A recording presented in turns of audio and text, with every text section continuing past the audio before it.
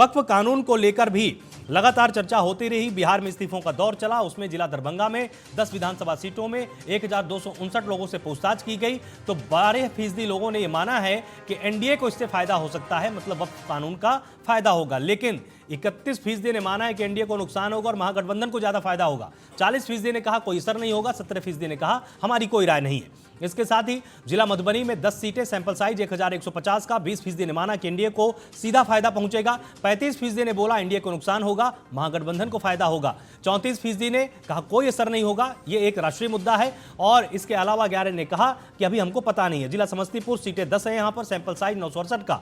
16% लोगों ने माना कि एनडीए को फायदा होगा। 36% ने बोला महागठबंधन को फायदा होगा।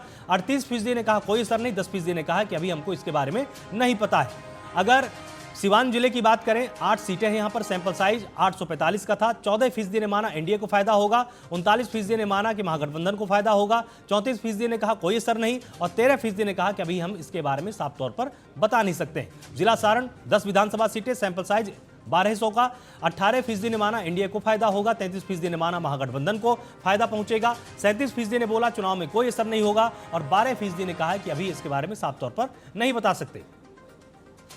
गोपालगंज की बात करें, 6 सीटें, सैंपल साइज 710 का। 25% ने माना एनडीए को फायदा होगा। 29% ने माना महागठबंधन को फायदा होगा। 31% ऐसे लोग थे जिन्होंने कहा कि कोई असर नहीं और 15% ने कहा कि हमको पता नहीं। दरभंगा और सारण, अगर दोनों प्रमंडलों की बात करें तो दोनों में कुल 54 विधानसभा सीटें हैं, सैंपल साइज यहां पर 6132 का। 18% ने माना है कि एनडीए को फायदा होगा।